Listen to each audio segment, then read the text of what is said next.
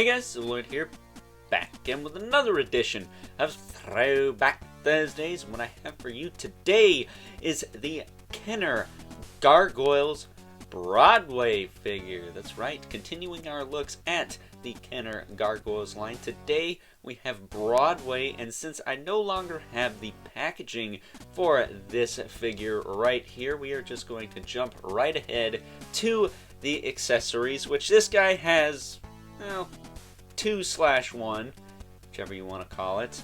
He's got this axe and this little mace here, and what you can do is you can actually clip these together like so, and it can do that if that suits your fancy, I guess. But what this is intended for is Broadway has an action feature in his waist that allows him to reel back or rear back and throw this weapon across the room so it can get lost forever. We'll take a look at that a little bit later, but getting into the meat and taters of this video, review, whatever you want to call it. Broadway here looks show accurate enough. I would say his gut's a little small. Broadway in the show had a pretty big gut on him, so this seems a little small. Much like the Hudson figure I reviewed, I think last year is when I reviewed that one. His gut was a little small too, so the fat gargoyles aren't really as fat as they could be, but they're better than the rest of them, I guess. As far as his wings go, he's got little ball pegs that connect him to his back here. One there, one there. And the best way to pop these out is to kind of pull from the bottom and lift them off. That way you can easily pop them out. And I think that's also how I get them in too, is I plug the top one in and then I push the bottom one in. I wouldn't do that too much because they could loosen up over time. You can see that this one on mine's a little bit looser than the other one. And then his tail is actually connected. Oh, I can't pull it out and show you, but it just kind of slides right into a post here. Let me just try and pull that out again. It doesn't want to come out, so I'm gonna leave it in there, but it kind of just clips into there. There is no real articulation in this tail. And even his legs. There's no real articulation in the legs either. So he is a staction from the waist down, but he does stand really easy. So that's a plus. But as far as articulation on this guy goes, his head will rotate kind of weird. Like, why would you do that? You can rotate his head like that, and you can rotate his arms up and down. Which he doesn't even have like a grip hand for that axe, so it's kind of funny that even when he's not using it, he can't really hold it. Or when you're not going to utilize the gimmick, he can't just kind of hold it in his hand. I mean, you kind of can. Yeah. There's one way I found. You can wedge it in his fingers like this. You can hold it like that. Which isn't ideal, because that's not how you hold a weapon, but this is a almost 30-year-old figure at this point. If that doesn't make you feel old, I don't know what will. But the main feature with this guy is his waist here is spring-loaded. And what you can do is you can fold his wings back. You can pull him back like this. And he can headbutt, first of all. But he will spring forward like that. And I guess you could also headbang too. So headbang in Broadway. There you go. But what you're supposed to do is you're supposed to lift the arms up like this. Put them in the air like you just don't care. You're supposed to bring this back. Probably not a good idea to do this, but we're going to do it anyways. And then you can set this axe mace thing in his hands like this. And he can throw it. It's effective enough, I guess. Do that one more time. Because again, this is one of the easier gimmicks to kind of manipulate. That seems a little overcomplicated. Set that in his hands again. And there you go. You could throw the axe. It's pretty interesting.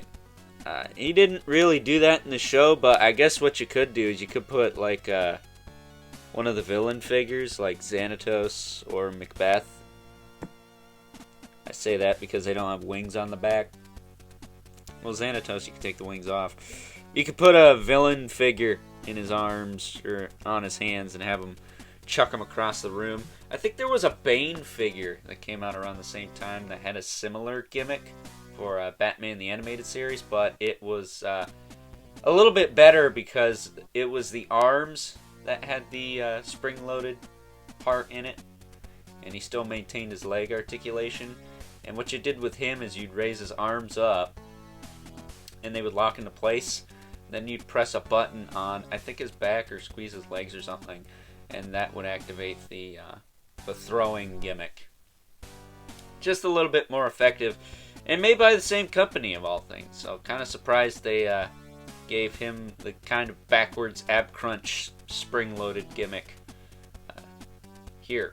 So with that being said, before we move on to some size comparisons, much like the Lexington I looked at a couple of weeks ago now, this guy also received a stone camo variant,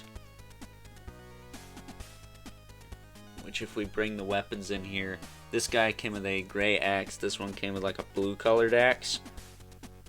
And what's ironic is I actually got this version first, because he was cheaper at the time. I think this one was like 20 bucks. This guy was like 40 to 50, so that's why I didn't have them. But they come with different color axes. Ironically, the gray one comes with the axe with color. The regular one comes with the axe with no color. And then taking a closer look at this one, you can see he's got the stone cracks on his belly there.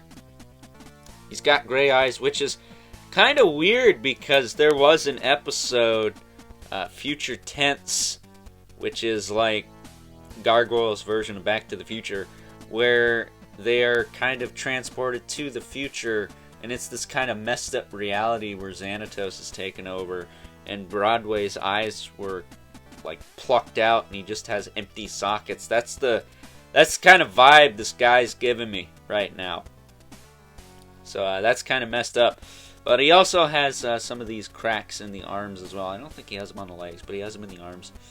Can I unplug his tail? Okay, his tail comes out. So you can see it's just kind of a square peg that slots up into his butt there. But typically, it stays in there pretty snug. But on this guy, it's a little bit looser. But with that out of the way, let us now take a look at some size comparisons. First up here is Broadway next to the Stone Armor Goliath and Lexington. Next up here is Stone Camo Broadway alongside the Stone Armor Goliath and Stone Camo Lexington. And last but certainly not least, we have our two regulars, the Mythic Legions, Brother Mandibulus, and the MK11 Spawn, who as usual towers over everyone. So with that being said, time to wrap things up. Some final thoughts.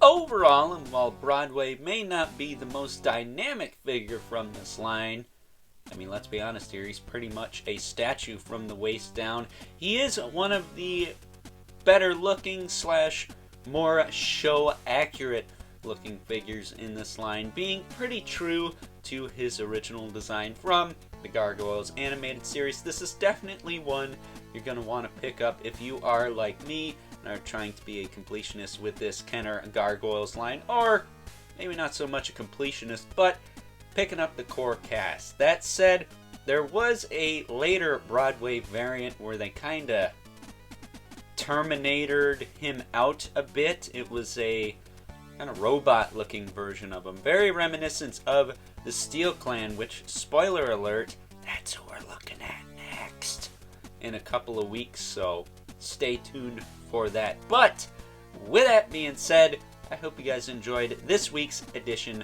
of Throwback Thursdays, and if you are so inclined, please don't forget to comment, like, subscribe, and hit the bell so you know whenever I upload more content to the channel. And if you haven't already, please hit me up on Instagram at Overlord Productions. But as always, keep the comments civil. The world sucks enough as it is. Until next time, I'll catch you guys later.